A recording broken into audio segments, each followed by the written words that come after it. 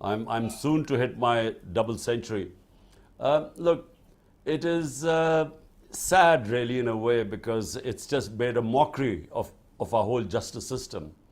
Because the guys who are running the show right now, they are so petrified of elections, which are to be held in October, that they are petrified of losing.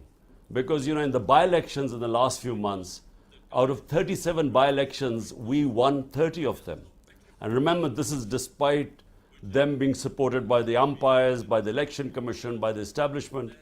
And so the only way they want to now allow the elections to take place is that I should be in jail or I should be disqualified, because you know, they do not want me in the election race. And hence these cases, and hence this crackdown on my entire party, where, you know, thousands are in jail, and either they're underground or they're in jail. It does seem like anyone who interviews you or visits you is charged with terrorism. I guess my question is, am I a terrorist now for talking to you, like for interviewing you in this way? Like, am I allowed to come to Pakistan at some point? Well, Jeremy, right now, if you're a journalist and you talk about me positively, you will be in trouble. 4 of our top journalists, 4 have left the country. One is on this panel right now, Mohit Pirzada. But then one of our best last year, he was slapped with sedition cases and so on, and he had to leave the country, and then he was murdered in Kenya. And I think that's one of the most tragic things that happened, because he was our best investigative journalist. Meanwhile, the other outstanding journalist in our country, who has the highest viewership on YouTube, he's disappeared for 2 months. So, you know, no one knows. Yeah, Imran Riaz, he's disappeared, and his wife and his children, what they must be going through right now. You know, when you don't know where they are, if you know they're in prison, at least you know where they are. But when they disappear, I think people go through the worst nightmare, as his family is going through. One of the strangest parts, I was reading all about like the crackdown on PTI. One of the weirdest parts of this is that it's actually illegal in the media for people to say their name or show your picture. Is that true? Well, they've been threatened. The media houses and the top anchors were all called in a meeting. The meeting was very short, 4 minutes, I'm told, and they were ordered that my name was not even to be mentioned on the media. And so people are resorting to, you know, calling you Qasim's father or other sorts of codes for speaking about you, I believe. It's, you know, Jeremy, if it wasn't so tragic, it's very funny what's going on. But it is tragic because, you know, our media, in the last 20 years especially, it really became very vibrant. In fact, went overboard at times. But, you know, the media was able to create this sort of public awareness about political issues that never existed before. And that's the only way someone like me, an outsider, was able to win the elections. My party only grew because of the free media, the vibrant media. And so, you know, the pillars of democracy, one is the free media, the other is independent justice system. Same thing happened with our judiciary. In 2007, this movement started called the lawyers movement. And the whole idea was that we needed to have an independent justice system. So we were progressing towards a genuine democracy. And then comes this situation right now where we now have, you know, the worst type of martial law. I mean, it's an undeclared martial law right now. Basically, there is no democracy left in Pakistan. And what makes the current, so you said they have an undeclared martial law. Pakistan has obviously been under martial law before in the past. Would you say these are comparable situations? Well, General Musharraf's martial law, and that was from 1999 to 2008. Now, I was his opponent. I was in the opposition. I went to jail for about 7-8 days during his martial law. But I'm telling you, that was liberal compared to what is going on right now. I mean, this is, I feel as if it's like, what people must have felt in Stalin's Soviet Union or Nazi Germany. I mean, people get picked up in the middle of the night. If they're not there, their relatives get picked up. Their houses get broken. They get robbed. The businesses are shut. And this is anyone who has anything to do with PTI. I'm not even talking about the senior leadership. And it's happening to the workers. I mean, it's never happened in our country before. Totally, the media is controlled. The judiciary is under extreme pressure. And I must say, some of the judges, despite the pressure, are sort of giving us whatever little relief we get. But I mean, all civil liberties have gone out of the window. Now, talk me through the events of I believe, May 9th, where you reported to the Supreme Court and you were abducted inside of the Supreme Court, correct? Well, I was sitting within the precincts of the Islamabad High Court, and I was sitting there to get my bail, or various bails, because every day I have my going to courts is like people going to the office. So every day I have to go to one court or the other when you have over 180 cases. So I was sitting there, and suddenly, I'm sitting in the registry office, and suddenly I see these commandos. Really, they weren't even rangers, they were commandos. And I thought, first of all, because my life is at risk according to the government, my life is at great risk. So the courts had asked them to give me protection. So I thought these guys had come to protect me, that there might be some terrorist hold up there. And then I discovered it was me who they were after. And so they really broke in, they beat up everyone.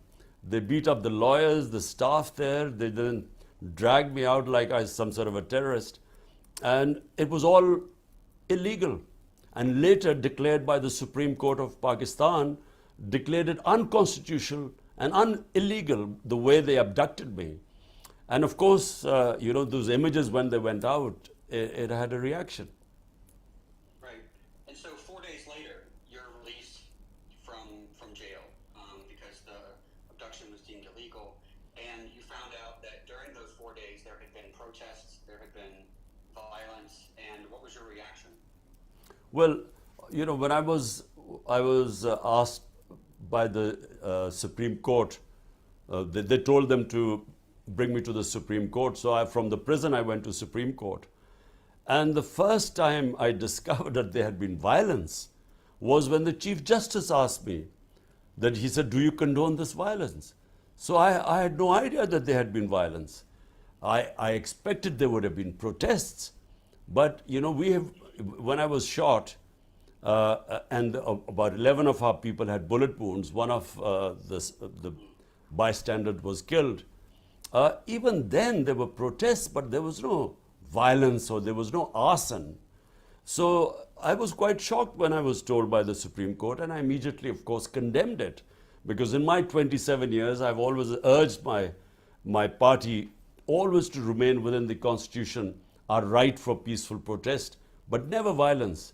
So as things unfolded, Jeremy, unfortunately later on, we discovered that these people were embedded within us. And the ones who indulged in arson were not PTI people. They were people who were specially embedded within our ranks, and they are the ones who indulged in violence. And since then, we've been calling for an independent investigation, but we're not getting it.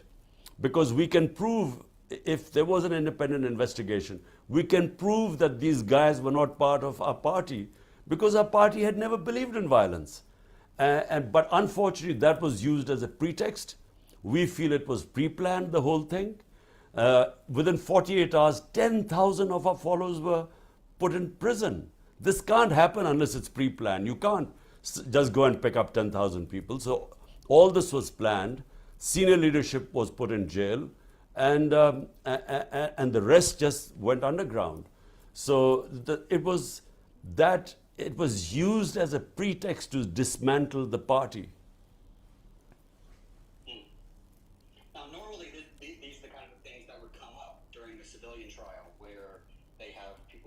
eliminate them. But that, I'm being told that's not what the plan is for the people charged with this. That they're actually being well, there's a push at least for them to be tried and for you to be tried in a military court. Yes, well, right now in the Supreme Court, I have gone, other people have gone into the Supreme Court against military courts. The case is still in the Supreme Court, but the ministers of the ruling party have actually stated that if the Supreme Court gives a verdict against military courts, the government would defy it. Just like they defied when the Supreme Court announced Punjab elections on the 14th of May, according to the Constitution, the government refused. So we don't know what will happen, but clearly, I mean, there's no room for military courts in a democracy. One idea that I had, because I heard that 10,000 PTI workers were in jail and many others are underground, and then if they put you in jail, what's going to happen?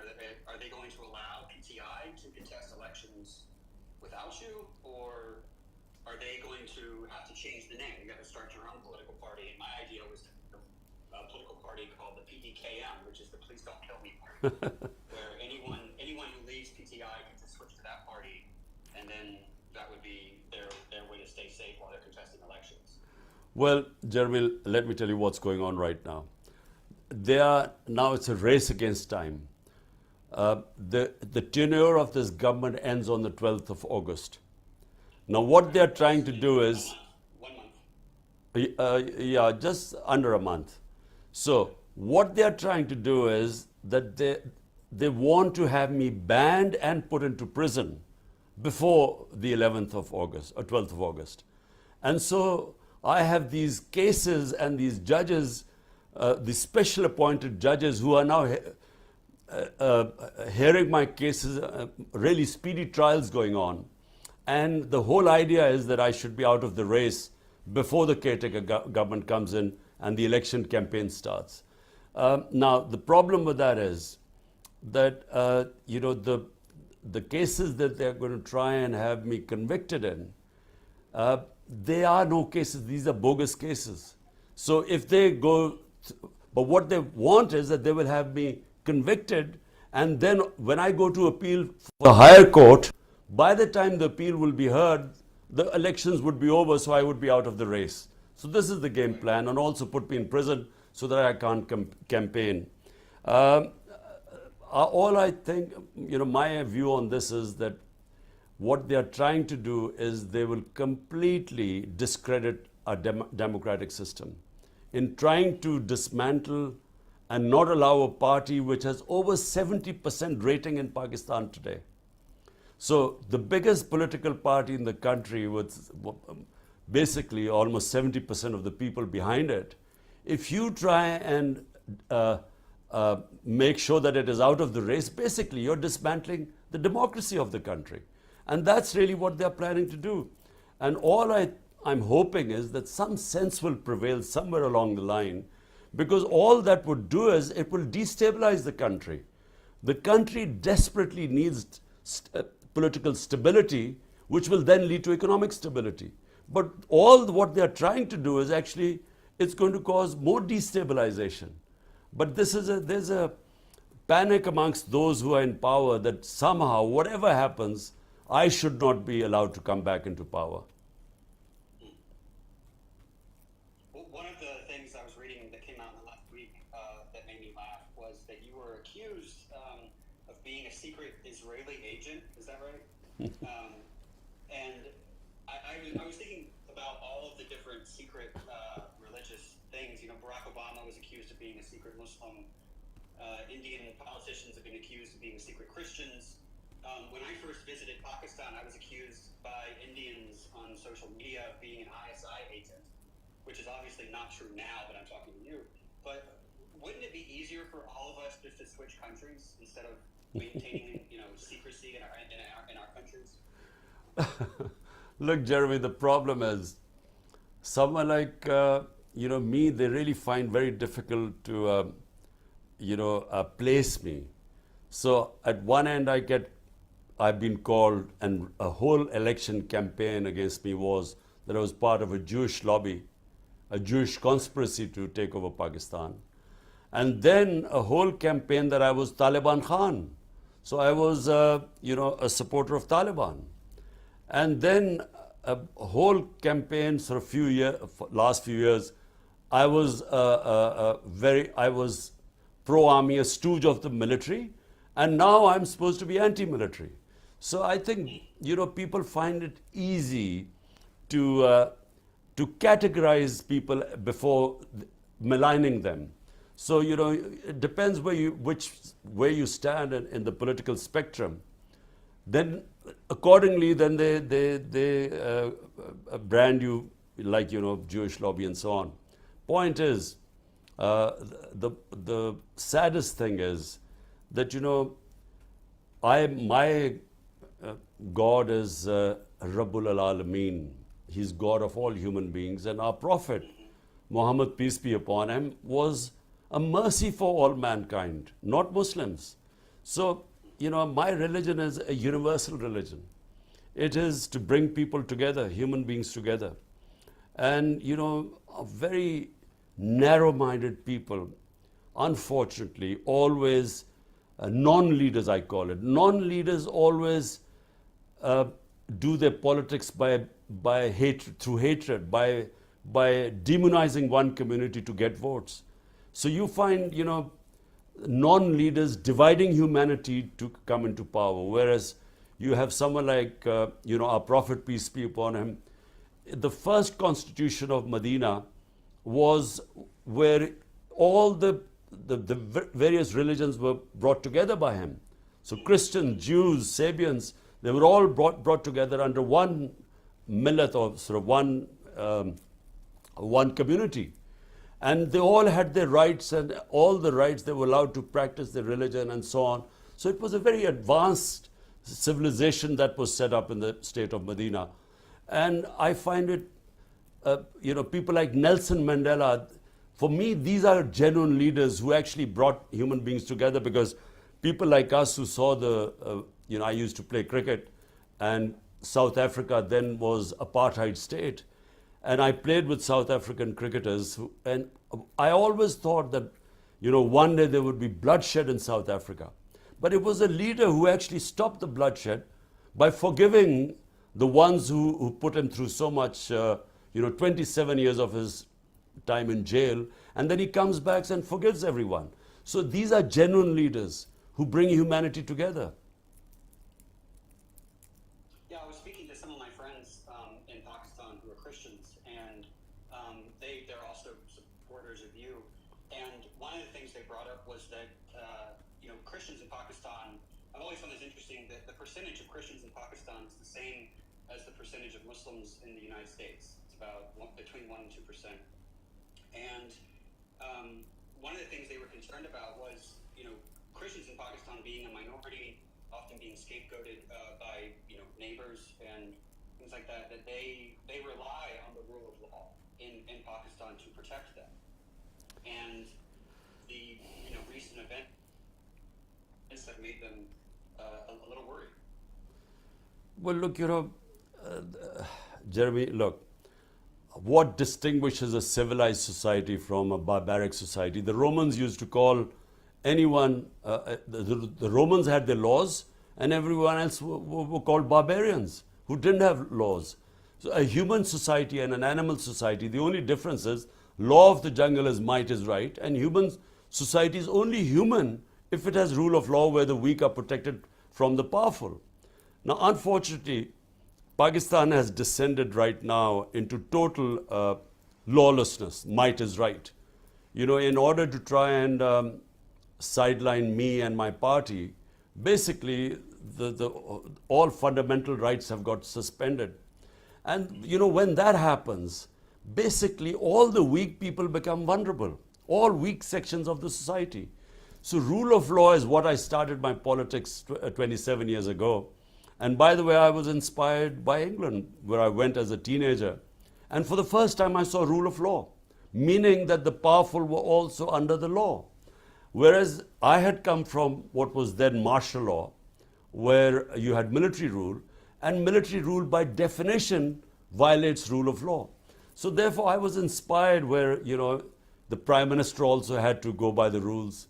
And, you know, recently you saw Boris Johnson actually losing his premiership because he broke the law. So, I mean, these are alien concepts right now in Pakistan, and that's what I started 27 years ago. And my 3.5 years in power, my biggest problem was that unfortunately the army chief at the time just was patronizing these powerful people who wanted to be above law.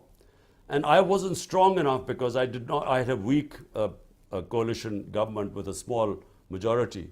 And I just wasn't strong enough to implement rule of law. And by the way, unless you have, in a parliamentary democracy, unless you come in with a proper public mandate with a huge majority, I don't think it's possible to take on the powerful mafias who put themselves above law. I'm turning this over to Safina, who has a question. Hello, Imran Khan.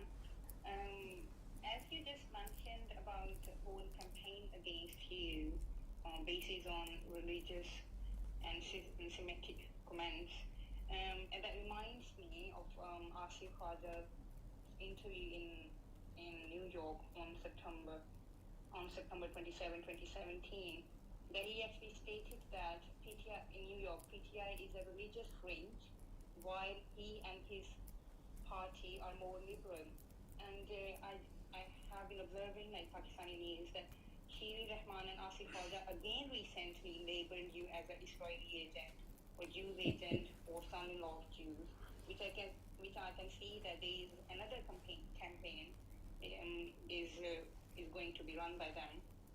Well, I just want to ask, can Pakistan ever establish a system to register these anti-Semitic comments as a hate crimes, like with appropriate consequences? Because now and then we see them using all type of these campaign against you, which really against you or anybody else in Pakistan.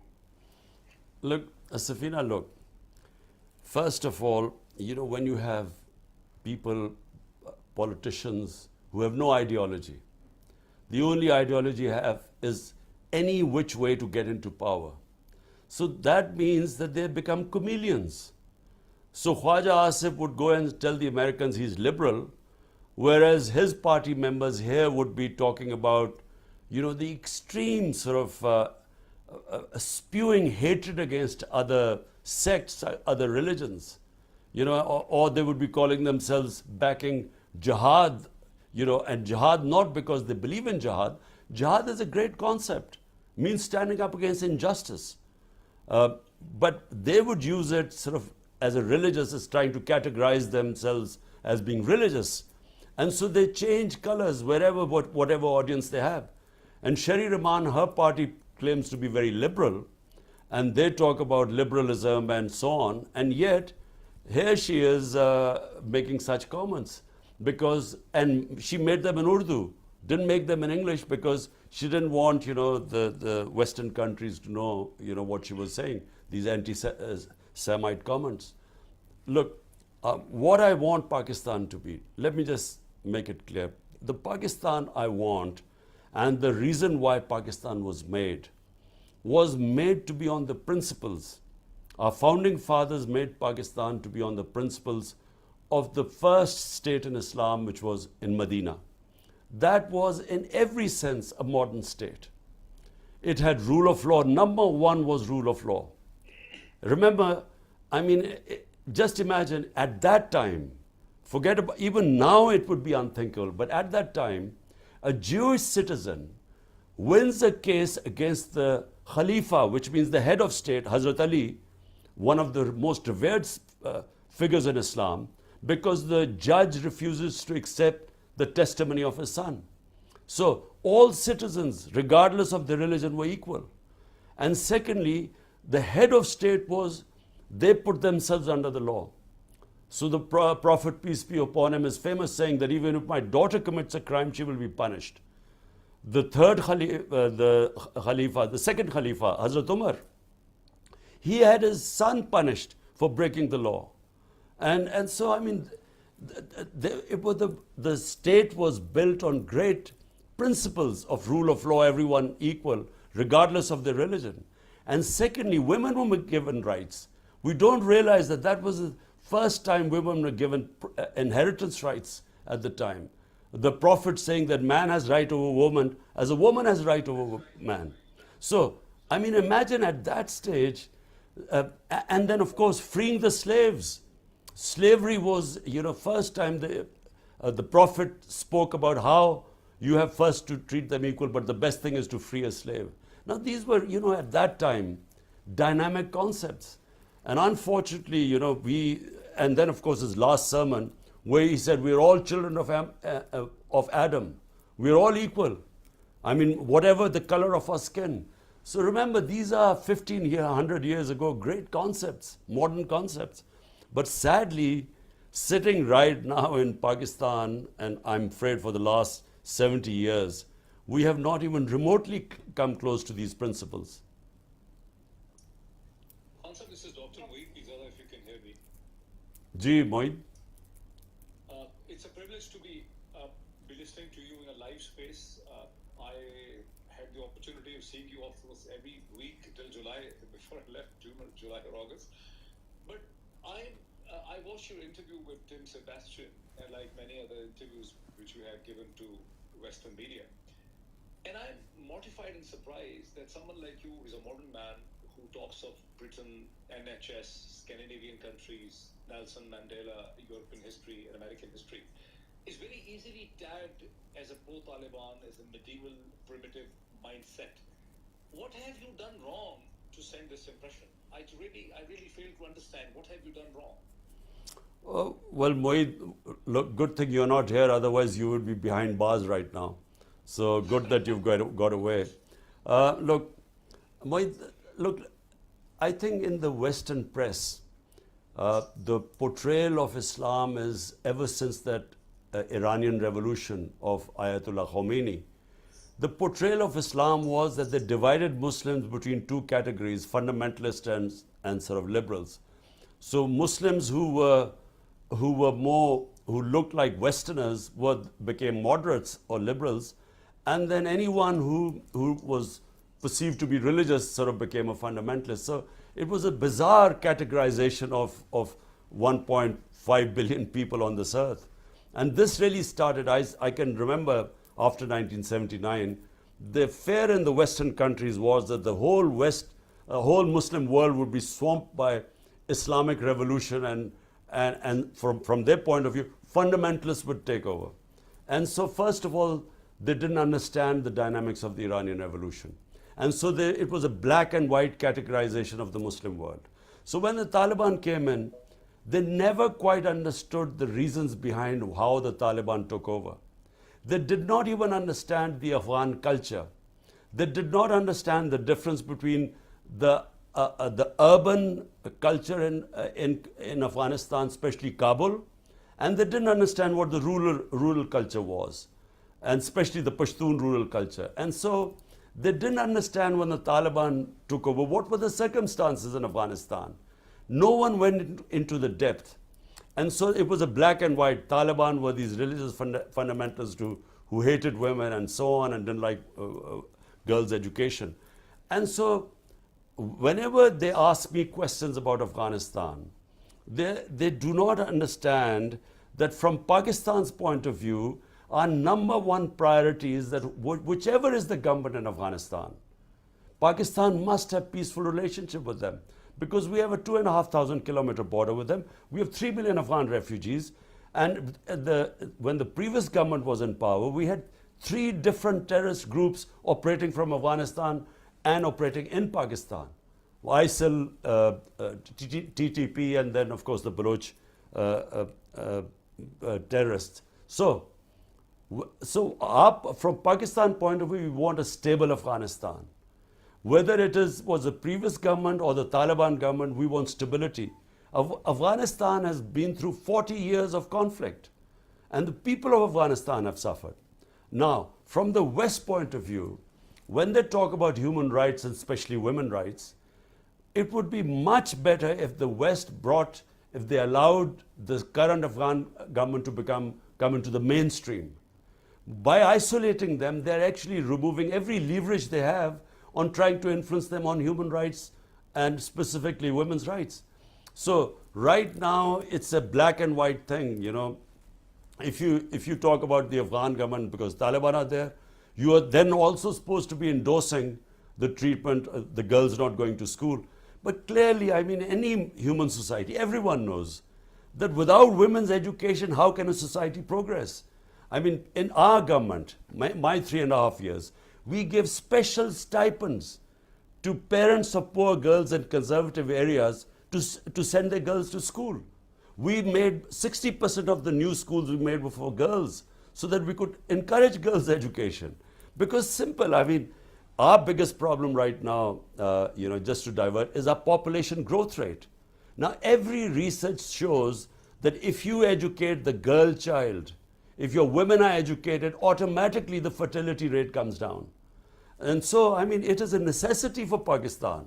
You know, for our future, we must educate our women.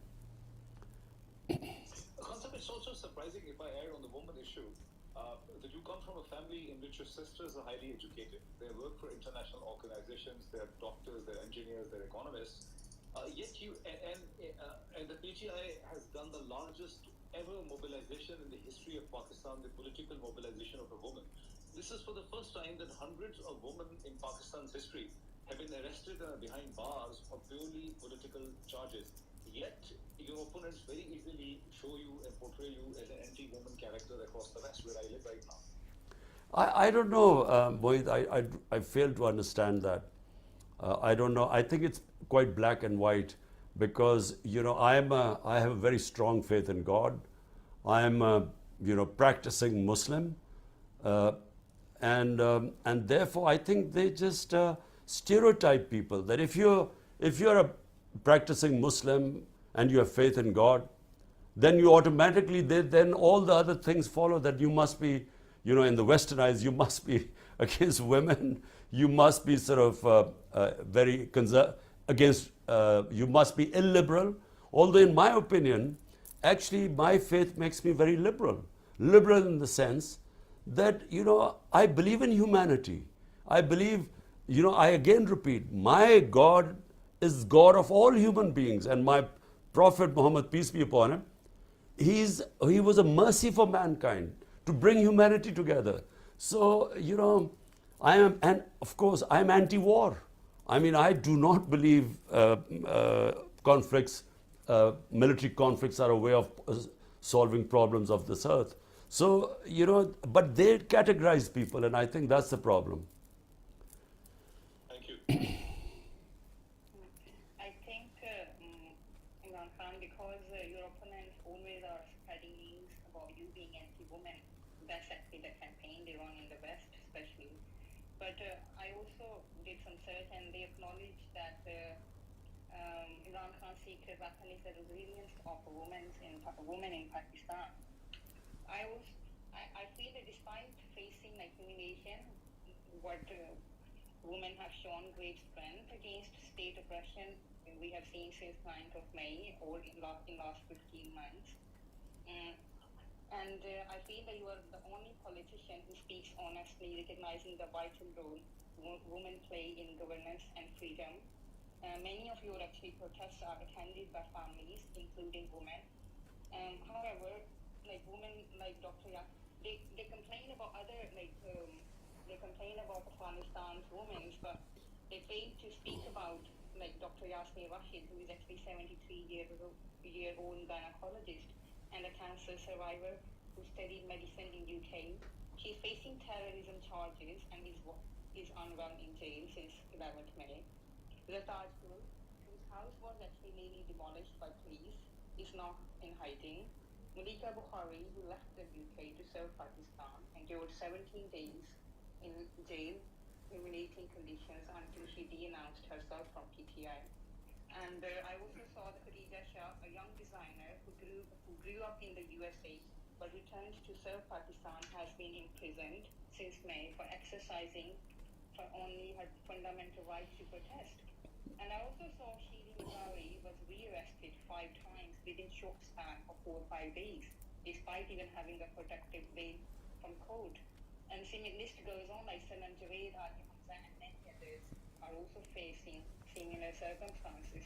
So the question is, why don't these institutions speak about Pakistani women, and what will you do to protect women from these draconian measures and terrorism laws when you come into power, which I'm keeping my finger crossed that you will.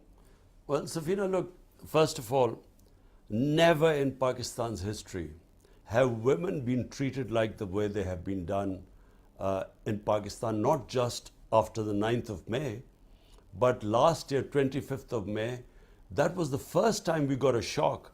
The way the police attacked the women, the way they raided the houses in the middle of the night, and not caring that there were women in the house, because there's a lot of respect for women in our society.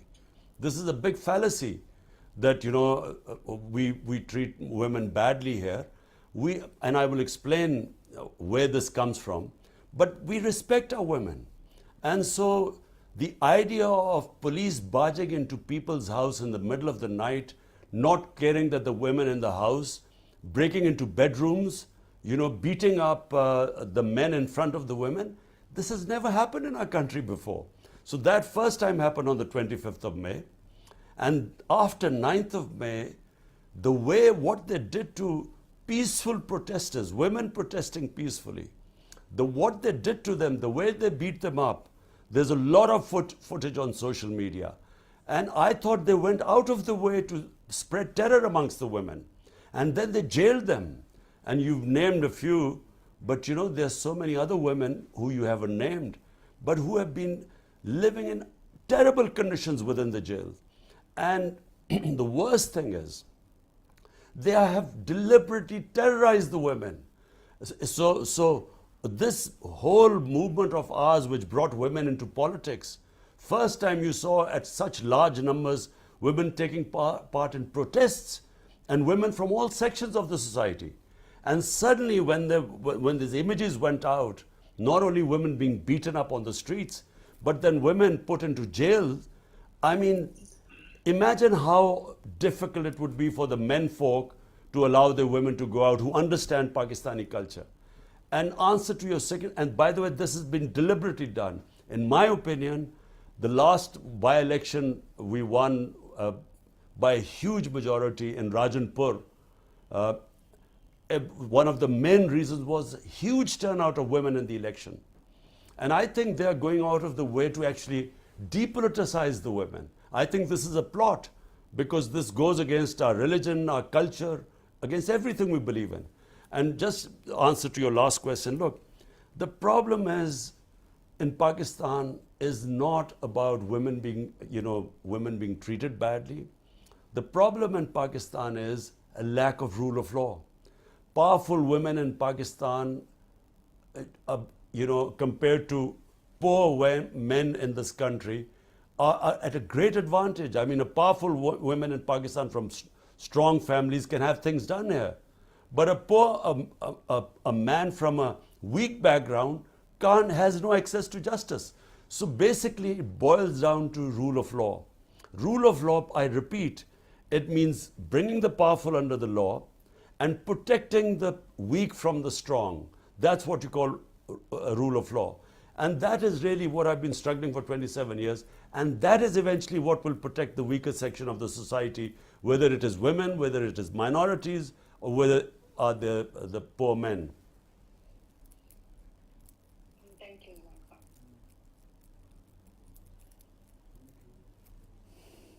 Thank you. Khanpakistan, I wanted to ask, we've been speaking about misinformation a lot during this time, and I'm not sure if you remember this. I have my own story about misinformation, and that is that I was supposed to go on a comedy tour, and I did. It was my first comedy tour of Pakistan. It was in 2017. And when I started advertising that I was coming to Pakistan, it was Nawaz Sharif supporters spread the rumor on social media that I was your secret child in the West. I don't know if you have any idea about that, but that actually ended up on ARY and Geo News, like spoken about on the news. And I had to contact the Sharif administration to explain that I was not your son. so that my visa would be able to go through. And they ended up calling the embassy in the U.S. I got my visa. I went to the airport, and then on the flight to Pakistan, Nawaz Sharif was removed from office. And so, in a way, Nawaz Sharif's last act of corruption was getting me my visa to go to Pakistan. Jeremy, look, the problem is when you have people desperate to cling to power, because power for them means two things. Power for them means making money and stashing it abroad because they can't afford to keep the money in the country. Because when you make billions, if you keep it in the country, it gets discovered, so you have to send it abroad. So you do twice as much damage to the country when you launder the money out of the country. And Nawaz Sharif and these two families, this is what they've been doing for 30 years. And by the way, they blame each other for money laundering too. So it's not just us calling them. And secondly, the next problem is how to protect that corruption money. So that becomes the second thing. That's how they damage the country even more. Now they want to protect the money.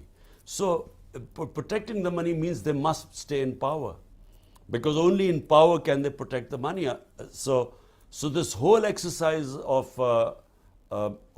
them conspiring with the ex-army chief to topple my government, I mean, their main interest was how would they get immunity from corruption cases. And that's exactly what they did the moment they came into power.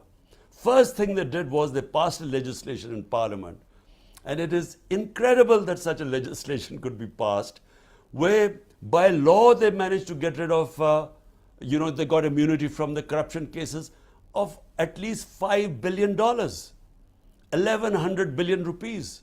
So they passed this law and they were able to get away from these corruption cases. By the way, these corruption cases were made against them when they were in power, not during my time. So this is the problem. And by the way, Jeremy, this is the problem the entire developing world faces. Today, countries are poor not because of lack of resources. They are poor because they don't have rule of law. And a symptoms of not having rule of law is corruption, and corruption of the powerful. And that's what destroys a country, because, according to the United Nations Secretary General's panel, which is called the FACT-I panel, made up of economists who researched over a year to find out why were the poor countries getting poorer and rich getting richer. And the main finding is that every year, now listen to this, $1.7 trillion, $1,700 billion every year leave the developing world into offshore tax havens or into Western capitals.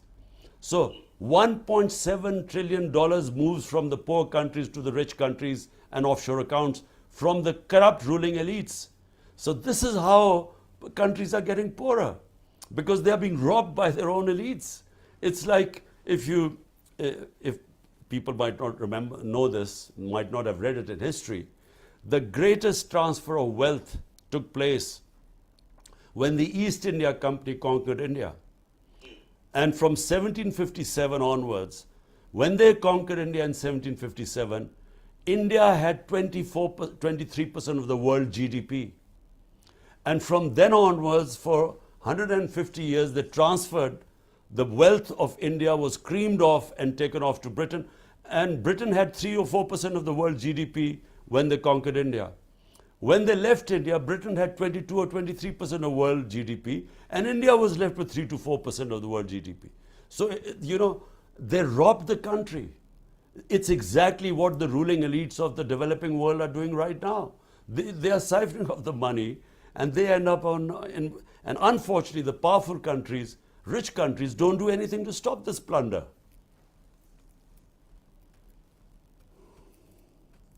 You're speaking about the rule of law in Pakistan. Of course, the West prides itself on our rule of law. But I was thinking about how the idea of rule of law predates the West. You find it in Roman law and Christianity and Islam. That it's not some idea that's sort of foreign to Islamic countries. It's actually something that is at the source of that. Look, Jeremy, in the Islamic tradition, there were over 140,000 messengers of God sent to mankind over thousands of years. And every messenger of God, the common message was justice. One of our great scholars, Ibn Khaldun, you know, he was considered the father of modern history. According to him, he said that my whole study of Islam brings me to just one point, that the whole purpose of the Almighty sending man to earth is to establish justice. So whenever during human history, the societies that had a better justice system always prospered. So it is connected to prosperity. So justice brings you rights. Rights gives you freedom, and free and stable societies then become prosperous. So hence, if you look at the table of rule of law index, out of the 140 countries, the top 15 countries which have the best rule of law are the most prosperous. And the bottom 15 countries which do not have rule of law are the poorest. So it is directly connected to prosperity.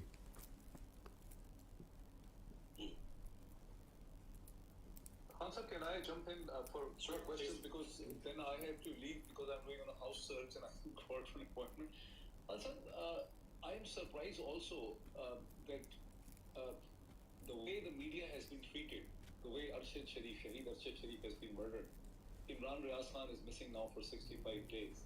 Look at Sabir Shakar, myself, Shaheen Sabai, Bajat Saeed, we all have been registered FIRs for terrorism. Yet the impression of the Western media is, and I think also Jeremy should comment on it, is somehow or the other that you were also as harsh to media. Not a single journalist was arrested in your time. There were no FIRs against the journalists. The journalists were not abducted and detained under your government. Neither are you able to explain that situation, nor is anyone understanding the word. There is a sea difference. Look at myself, look at Sabir Shakar, look at Shaheen Sabai, look at Bajat Saeed, look at the poor Sharif, look at his family, look at Imran Riaz. Yet they're blaming you for cracking down on media. I mean, how do you explain that? Well, I think, you know, Moeed, there's a term called moral equivalence, where they equate two unequal situations and actually protect the real aggressor. So, you know, this idea that, you know, some journalists might have suffered during our time, 3.5 years, and because of that, then the whole crackdown, I mean, what crackdown? Media is totally muzzled today.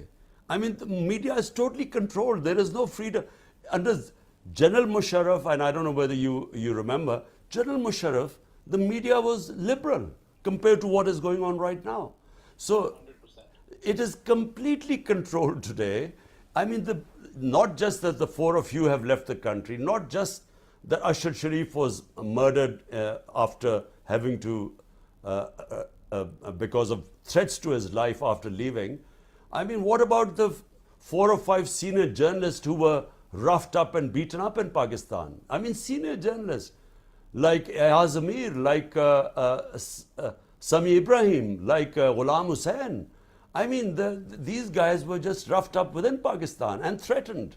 So, I mean, this is unprecedented what is going on, the sort of crackdown. And yes, you're absolutely right. Sometimes they bring out some sort of human rights watch or some report or some international journalism who might have mentioned few journalists got a raw deal. But by the way, I looked at all there were 10 cases, so I actually had it investigated. There are 10 cases. And all of them, there were 3 of them which has to do with security, where the military establishment directly spoke to the media owners in 3 or 4 cases.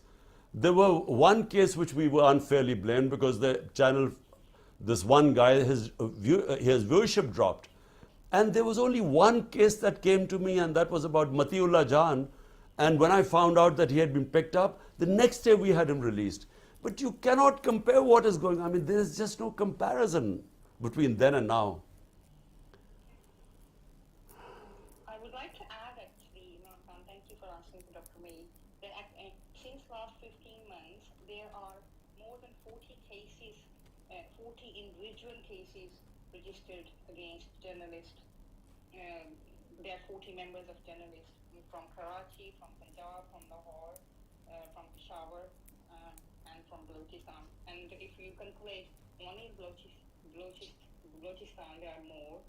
But I have a question, as Dr. May said about media, that the rape incident actually happened. If you remember, Dr. May, the rape incident on the motorway during Imran Khan's news sparked international outrage. But you know, the Human Rights Commission in Pakistan took quite active measures to seek justice on the times. But when I look at now, in early February this year, a woman was assaulted in F9 Pakistan. Media discussions on that matter were completely banned by camera, and our human rights bodies appear to remain silent, like there was no peep. Just recently, yesterday, there was a news about another rape occurred in Margaret in Islamabad, and that actually raises concern about the potential compromises like our human rights institutions in Pakistan and media have made. Is there really are the human rights organizations and the media in Pakistan is completely compromised? Because what I heard, okay, Imran Khan's name or PTI leadership cannot be mentioned in TV, but other than that, can all these crimes is also banned? And why actually human rights organizations are silent? Why there is no beat against those things? Well, look, Safina, look. Unfortunately, the media, and I'm talking about our own media, and then I'm talking about the Western countries, two different things. Our own media is unfortunately controlled by the media owners, the bosses. And the media bosses have huge business interests. I mean, they're interested not just running a media house, they have other business interests. And so for those other business interests, which actually is what brings them most of their money, they are willing to compromise on the freedom of media if those business interests are threatened. We never did that. In our time, the media, if you look at the media, majority of the coverage was against PTI, my government. I mean, we had a real problem with the media. In fact, the problem was that there was real libelous stuff on the media. And even I, as a Prime Minister, I had to go to court. And yet, in my 3 years, I never got justice. Whereas in Britain, I've been in a libel case, a very famous one, and within 1.5 years, the case was decided. So anyway, I couldn't get justice, and we felt there was a lot of reporting, a lot of fake news, and we tried to bring legislation to control fake news, by the way, which is a problem all over the world because social media is a new phenomena. But unfortunately, I found that the media then and the human rights organizations, were very vocal at the time. But now, with a complete clamp down on human rights, I'm afraid there's not much, hardly any response from them. But about the Western countries, I find that, they talk about human rights when it suits their interests. But right now, I mean, all the talk about democracy, human rights, and so on, it's only reserved for, China and Russia, when something happens in Hong Kong or Uyghurs or something to do with the Russian dissidents. But what is happening right now, there's hardly any condemnation from any of the powerful Western countries who claim, that they are the, their professed aims are promoting democracy and human rights. Yeah, that actually surprises me a lot. Thank you, Imran Khan. Chairman, this is Atif. First of all, thank you very much for accepting my request and joining us at Twitter Space today. I'm really grateful to Jeremy and Safina for organizing this event, as well as our social media team headed by Gibran Ilyas, Imran, Hamid, because without our social media, all this our political movement, our struggle, all these events couldn't have been possible. And then, a friend like Dr. Mohit Pirzada, a mentor, who has always been our biggest support, especially during the last 30 months. I don't have any question. It's just I want to bring it to your notice. Alhamdulillah, we have support among 98% of Pakistani Americans. And along with that, we've started getting huge support among the Muslim Americans as well. And on September 2nd, we are planning one of the biggest events on which you'll be speaking to over 15,000 Muslim American gathering. And also, I want to make a commitment, like you always say, La ilaha illallah. And inshallah, we will fight till the very end. We will not leave you alone. All the overseas Pakistanis are with you. And after that, Gibran Ilyas, I think he's also at the airport and he's about to check in. He also wants to make an announcement. Gibran bhai, if you can unmute yourself and make that announcement, because it's a very important announcement. Thank you. Sure. Many thanks, Adawai. Khan, you had said that it's the best of times and it's the worst of times. So what we have done in social media is, we've heard of citizens journalism, but what we have done is this is going to be the first ever citizens documentary. I think it's going to be one of the biggest. So what we're asking people who have footages in high definition from March 2022, when the whole movement started for Hakiki Azadi, just check my pin tweet. feedback@insaf.pk is the email address to email if you want to be part of that project.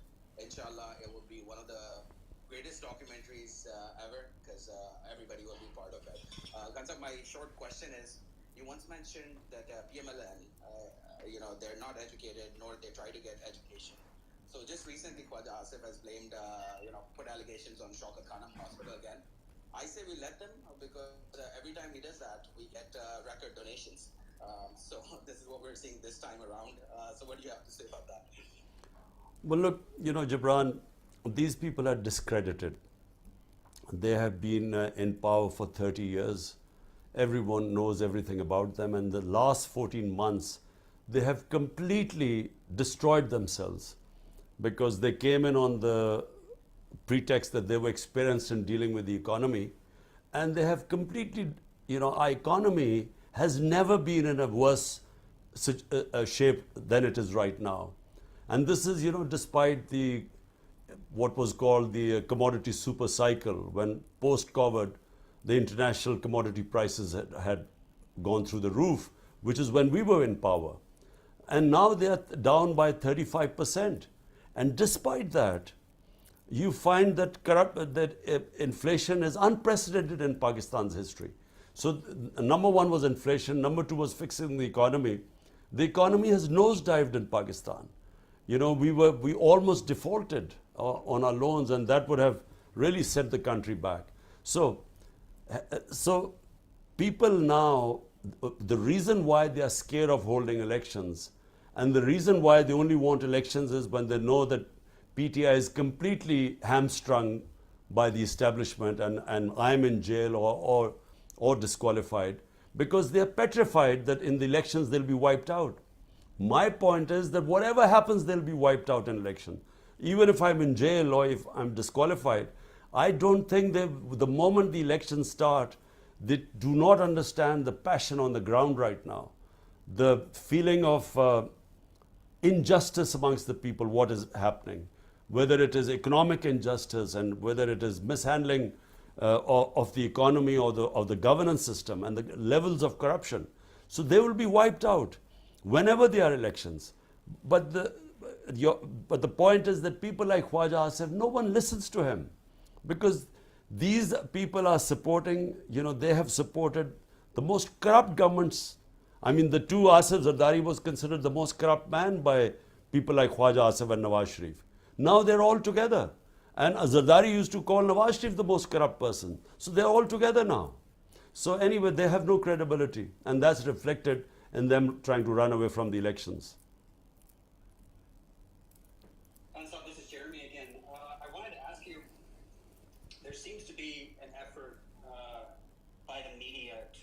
portray you as, somehow anti-American. I know that one of your generals paid $30,000 to lobby the U.S. to support your removal as prime minister. Would you be willing to map that amount if I convinced the CIA to put you back into power? Well, Jeremy, yes, amazingly, my own army chief at the time had hired this lobbyist without us knowing, and my own government was paying him $30,000 while he was lobbying against me to the Americans and telling them that I was anti-American. But I just a word about what is this idea about anti-American. I mean, how can you be anti-whole country? This idea of calling someone anti-American or anti-Pakistani or anti-Indian, for instance. How could I be anti-Indian? I would be anti the policies of Narendra Modi, specifically the way they are treating the minorities or the people of Kashmir. But I can't be anti a whole country because a country is made up of all sorts of opinions. So I was always against the policy of Pakistan joining the US war on terror, because as a Pakistani I felt it would be a disaster for Pakistan, and it was. 80,000 Pakistanis were killed in it. Over $100 billion lost to a poor economy. And I was always skeptical about the US war in Afghanistan or US invasion of Afghanistan, because there were no clear aims, and I kept saying there would never be a military solution. So if you criticize the US foreign policy, does not make you anti-American. I mean, if I'm today criticizing my own government for this fascist tendencies, I mean the draconian laws, the total violation of our fundamental rights, does that make me anti-Pakistani? So this is, it's to brand people. Sometimes I feel that, to stop criticism of certain policy, and especially when you're from other countries, it's easy to brand you as being anti-American and then shut your voice. But I would like to add in there, Imran, that you have stayed in UK since you were 17 years old, and you always say that you loved being here and their rule of law. That's how actually you got inspired by. So I would like you to add into this that why would you be anti-West when actually you have been praising them and you have stayed there for nearly 20 years? Look, how can you be anti-West? West is a geography. I mean, it has so many countries.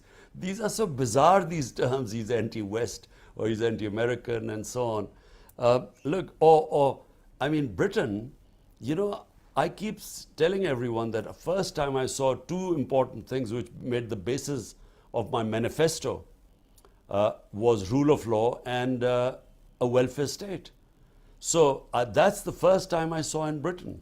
And later on, when I studied my own history and especially Islamic history, I discovered that the state of Medina was based on these two great concepts of humanity, justice and humanity, and a welfare state, and all the great concepts which I saw in England were actually 1500 years ago was actually in the state of Medina, set up by our Prophet, peace be upon him. So, but I also understand the weaknesses of the Western society. I also know their strengths, same as I know the weakness of my society and the strength of my society. But that's how people, understand different communities. You don't sort of blanketly say you are anti one community or anti the other community. You just deal with them in mature ways to their weaknesses and their strengths. Thank you. As I was getting ready to, coming up with a list of questions that I was going to ask you, my neighbor bought a black pickup truck, and so it's sitting outside. I don't know if I should be worried or not that anyone is coming for me with a black ego or anything. But Jeremy, you should be very worried, because if they come in, let me tell you what they'll do. First of all, if they find you, they're going to thrash you. And if they don't find you, they will pick up anyone who's in your house. They will take them, with them in the black Vigo. They will smash your house. They will rob it. I mean, this guy, I mean, one of my MPs, he was not in the house. They broke open a safe, and they, took away everything from the safe. So it's not just that they beat you up and they rob you, they break the house. In other words, they vandalize the house. They also rob it. So be careful. Right. If I do need to, if I do need to flee, from what I understand, I can hide in Atabad, because they never look there, from what I understand. Well, Yusuf, my senior leadership, they will give you plenty of hints because they've been hiding for 2 months. They're all out of their homes. They're hiding. Gotcha. I think Safina mentioned Pakistani Americans. Now, I have a pretty big fan base of Pakistani Americans, and in terms of the population of Pakistanis in the United States and the effect that they have in the United States, it's very outsized. We call it like punching above your weight. They're one of the most respected and influential groups. Meanwhile, I read that in the last year, 750,000 Pakistanis have left Pakistan, which is great news for us because we love Pakistanis here. They are our doctors and very involved in politics and industry. But I can't imagine this kind of brain drain being good for Pakistan. Look, Jeremy, first, the Pakistani American community is one of the most powerful Pakistani expatriate community. And also it is one of my biggest support, PTI's biggest support does come from not just the Pakistani Americans, but basically amongst the 10 million Pakistanis that live abroad. And the main reason is because when they go abroad, like I went when I was a teenager, you see rule of law. And by rule of law, it means that if you pay your taxes, and if you don't break the law, you are a free man. You're protected by the laws of the land.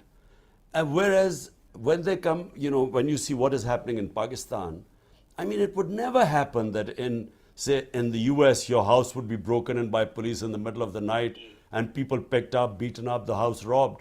It's unthinkable there. Because no police officer would dare to give instructions like that because his juniors won't obey them. Because it would be against the law of the department, the police department. They're not allowed to do this sort of thing.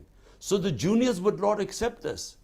And even if they did accept this order, they would be liable to be sued in a court of law and would suffer heavy damages. But here, unfortunately, might is right. And this is what takes away the freedom of human beings. And it actually creates a society where it completely shuts off the potential of a society. It destroys meritocracy. So it destroys this, only the potential of humans is in freedom.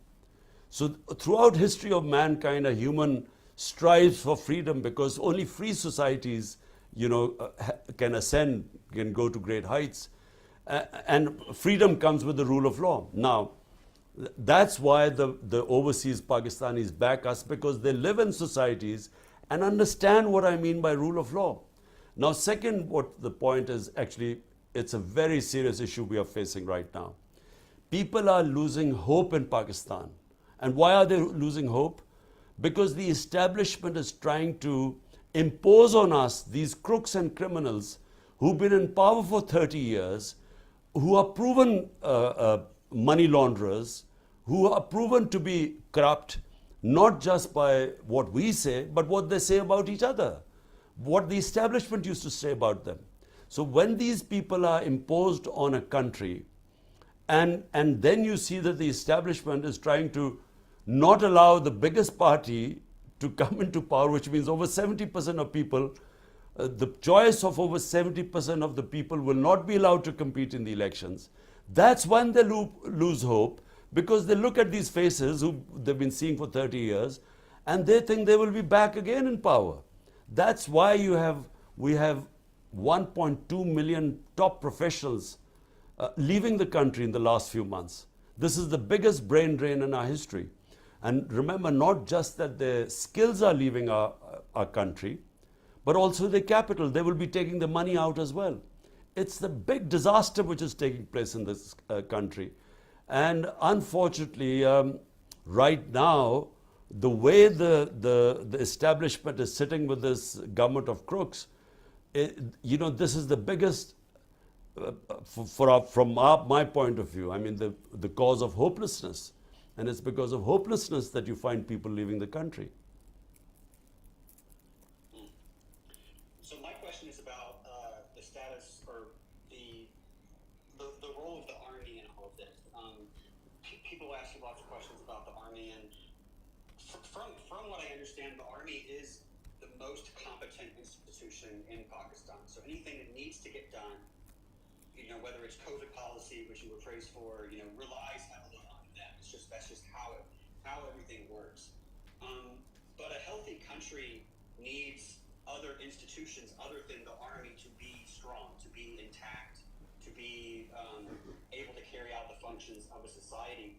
So how does a country transition to having stronger institutions other than the army? I mean, are there any other countries that have done this? What's your plan for this? Well, look, Jeremy, we started off as a security state because in 1947 we got our independence, and the next year we had a conflict with India. Now from then onwards there was this fear in Pakistan that we have a neighbor 7 times the size of our country, and will we survive? So the dependence on the army grew, and over a period of time, not just dependence, but people sort of loved the army because you love an institution which will guarantee you your freedom and your protection. But subsequently, the country had to evolve. You have to evolve as a country to have a proper democratic system. A proper democracy means genuine freedom. And that evolution process kept hitting snags because we would have military dictatorship, then we would have a democratic setup come in, and within a decade it would be wound out and the military would come back in again. So this happened 3 times. Now when it happened 3 times, the evolution of the democracy stalled. So while we would have been evolving as a democracy, unfortunately it stalled. Now in the last, how many years should I say, 15 years, our democracy was sort of moving forward. There was no interruption in our democratic process. And we were sort of struggling along on our way, and the democratic systems were getting stronger. And then comes this intervention by the army chief in April last year. Now, a government that had the best economic performance, and this is in the economic survey of Pakistan, you can see that all the economic indicators were positive. We were heading in the right direction, and suddenly he decides to pull the rug under the feet and brings back the same people. And so that's when, in the last 14 months, the country has just gone down the drain. All the worst economic indicators, but even worse, the hopelessness, seeing the same faces again, and seeing the establishment standing with them, and then trying to block the way of the biggest party in the country so that these crooks could again win the elections. That is what is causing hopelessness. And secondly, that means completely dismantling the democratic structure that had been evolving over a period of time. So we are right now back to square one. And this is why the coming elections, could be vital for our country's future. In my opinion, no matter whatever the establishment wants, I think that people will come out in such great numbers and they will vote against these criminals. And I think we will have a huge change. But other people are watching the grip of the establishment right now, and then the draconian measures right now. People are just losing hope, and they feel that there's no hope, and they're leaving the country. Okay, Mr. Khan, that actually reminds me what happened in GB. that as we are aware, none of the prime ministers in Pakistan has ever served a full 5 years term in last 75 years, despite having their parties majority of the seats. And also, we know that PTI government was overturned in both GB and Kashmir. And on the election day, July 7th, the GB parliament was sealed by the police, and even the Assembly speaker was not allowed the entry. So considering all these hurdles, how we can expect that upcoming elections to be free and fair? If the PTI wins a majority of the seats, what does the future hold, given what has happened in GB recently, which you are aware? It is also worth looking at elections announced by the Supreme Court on May 4th were not held in both provinces. So what actually, given these challenges and previous incidents, how we can ensure free and fair elections if PTI wins the majority of the seat? What does the future hold based on what happened in GB, like for us, that you were overturned for after 3.5 years? So even if we, given these challenges, how will we make sure that free and fair elections will happen, and what will be the future of our democracy? So, Jeremy, can I have just one question after this? Can you make this the last question? So I'll just answer this and then one question after this. Look, Safina, look. What happened in Gilgit-Baltistan and what happened in Azad Kashmir is a disaster for our democracy. Because what you saw was the manipulation by the establishment of pulling down a government. Now, if this keeps happening, the democratic process can never evolve. So you are always, beholden to a powerful establishment, which then decides to make or break governments. And the damage done to Pakistan, and I'm not talking about PTI, the damage done to Pakistan by what General Bajwa did by removing a running economy, a government that had gone out, had dealt with COVID, one of the best top 3 countries in the world, which dealt with the biggest crisis humanity faced for almost a century, and then brought the economic performance, 6% growth rate, average last 2 years, to bring down that government and replace it with these cabal of crooks. And then they crash the economy and destroy the governance system. So who is going to pay for this? Who should be responsible for this? Will anyone ever be held responsible for doing this such tremendous damage to the country? I mean, the amount of damage done to the common people going below the poverty line, half our industry closed today, growth rate from 6% coming down to 0.3%. Which has consequences. When industry shuts down, it takes quite a while to again open up your industry or restart it. So this is what happens when someone makes decisions in a closed room without any debate and then not accountable to anyone, and he can then trot off anywhere while the country just goes down the drain.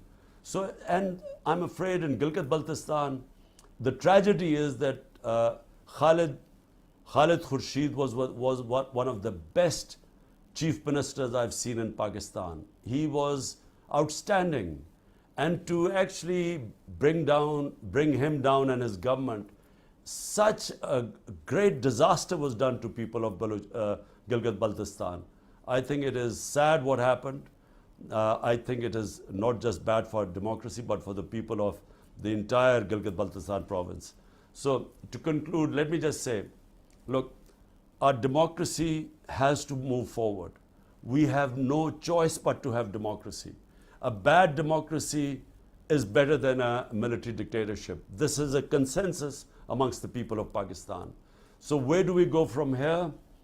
The question you're asking is that what happens if there are no free and fair elections? Right now, no one thinks there are going to be free and fair elections because they're already planning to rig the elections. But my opinion, I'm an optimist. I feel that in this election, the level of public awareness in Pakistan is so much that I feel that you will have the greatest ever turnout in these elections. And no matter how hard they try to rig it, I'm a strong believer that the people in this country will defeat all methods of rigging which are being planned. Inshallah. Thank you so much, Imran Khan. I have one very, very fast question from my followers who all want to know that on the subject of biryani, do you like aloo or no aloo? Well, you know, as you get older, your tastes change. So biryani was a great delicacy of mine some 40 years ago. But right now, you know, I'm afraid there are other delicacies that I enjoy most. But then, yes, biryani with aloo I like more. With aloo, okay, thank you. And also, how do you, I mean, just day to day, how do you maintain, this is the last question, how do you maintain a sense of peace and hope during this time? Well, you know, Jeremy, I have a very strong faith in God, which always keeps you going, because, you know, you try your best, and since I'm not doing this for myself, I'm doing this for my country. Why am I doing this for my country? Because I'm one of those privileged people who got so much love and respect from his country that it was important for me to try and do my best for them. And so I've tried to do my best for my people. And the rest I leave to the Almighty. Because, you know, it's success and failure are in His hands. Effort, struggle is in my hand. And I will be struggling to my last breath. But then how do I relax and stay calm and content at night? Because after doing my best, then I pray to the Almighty that, look, now it's up to you. You are the one who's going to decide whether I succeed or fail. So actually, that's how, you know, I go through all the tough times. And I have to say that these 12 months, and particularly the last 2 months, have been probably the toughest 2 months of my life.